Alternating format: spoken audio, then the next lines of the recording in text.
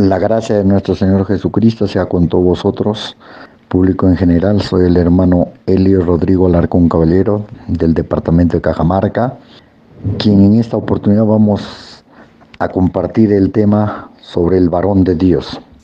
Según su etimología, la palabra varón proviene del latín varo, que significa valiente y esforzado. Este término se utiliza para denominar a las personas del género masculino. Significado por género. De acuerdo a las escrituras, el término se utilizó para distinguir el género masculino y femenino. Eso nos explica en Génesis 1:27. Y creó Dios al hombre a su imagen, a imagen de Dios lo crió, varón y hembra lo crió. Se acostumbra a llamar al varón por género, mas en contexto amplio y representativo se suele llamar hombre.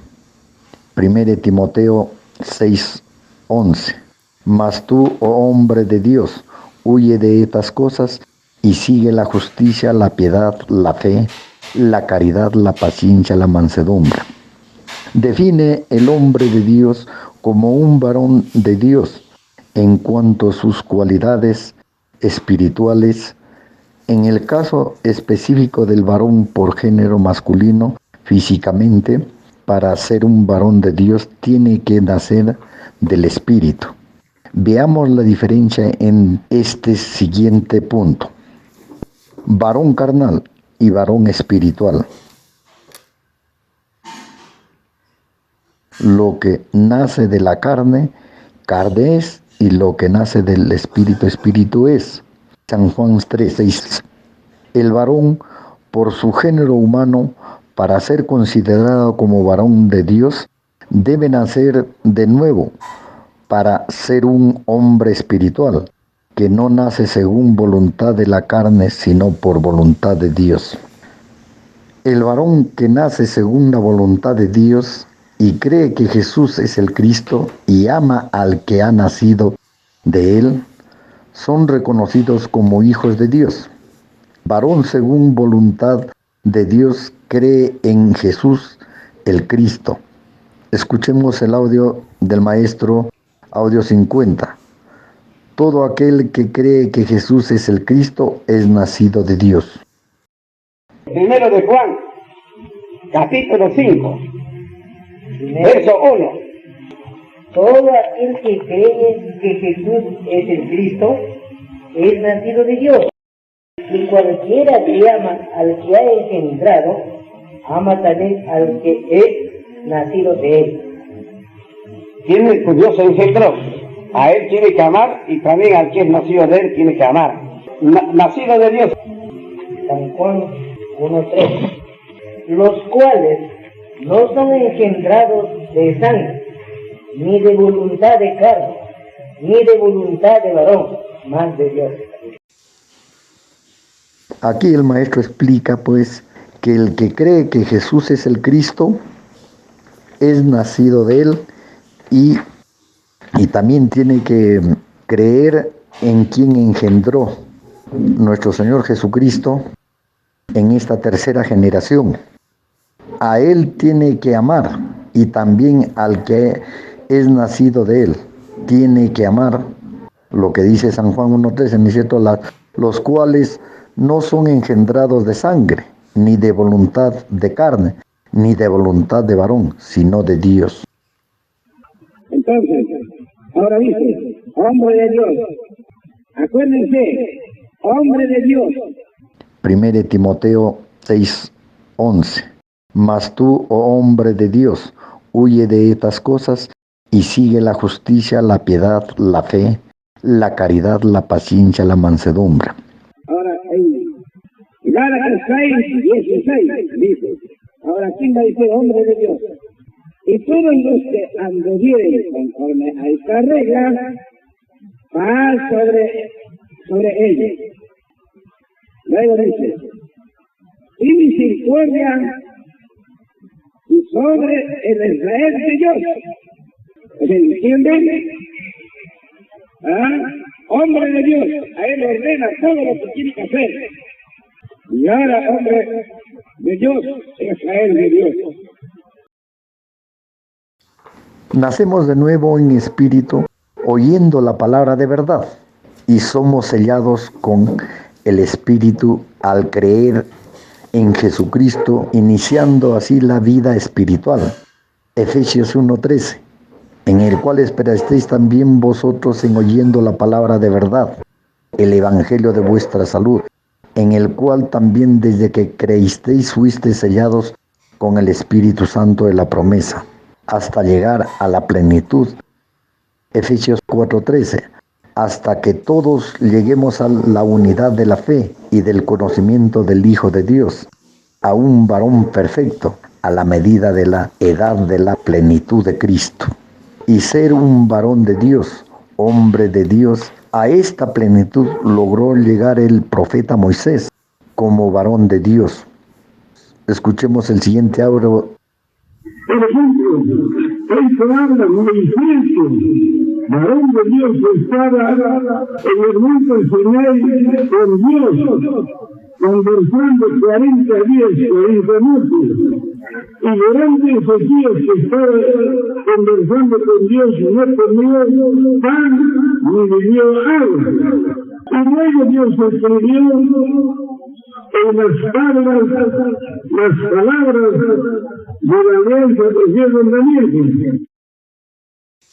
Por ejemplo, habla Moisés, varón de Dios, al Sinaí subió y estaba ahí 40 días y 40 noches. Durante esos días que estaba conversando con Dios, no comió pan ni bebió agua. Dios escribió en las tablas las palabras de la alianza, los 10 mandamientos. Eso en Deuteronomio 31:3. Y esta es la bendición con la cual bendijo Moisés, varón de Dios, a los hijos de Israel antes que muriese. Varón de Dios es profeta o vidente, tal como Moisés, también Elías y el sacerdote Samuel, hombres santos y de la confianza de Jehová, Dios nuestro Padre Altísimo. En el caso de Elías, fue reconocido como varón de Dios. Primera Reyes 17, 18, 19, 20, 21 y 22. Después de estas cosas, aconteció que cayó enfermo el hijo de ama de la casa, y la enfermedad fue tan grave que no pudo en él resuello. Y ella dijo a Elías: ¿qué tengo yo contigo, varón de Dios? ¿Has venido de mí para traer en memoria mis iniquidades y para hacerme morir mi hijo? Y él le dijo: dame acá tu hijo. Entonces él lo tomó de su regazo y llevólo a la cámara donde él estaba y púsolo sobre su cama. Y clamaba a Jehová, dijo: Jehová, Dios mío, aún a la viuda en cuya casa yo estoy hospedado, has afligido matando su hijo.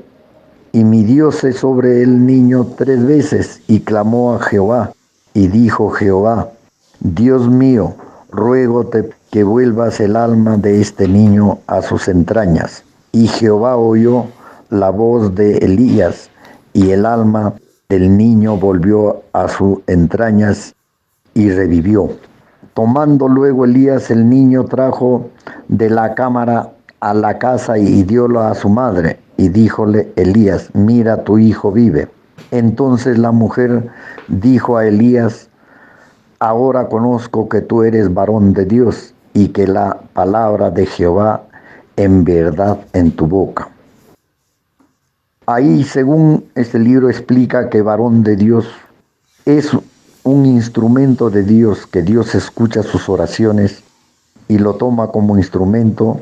Le dice: varón de Dios, en ti es porque Dios te ha tomado como instrumento, ¿no es cierto? En el caso del sacerdote y profeta Samuel, fue reconocido como varón de Dios.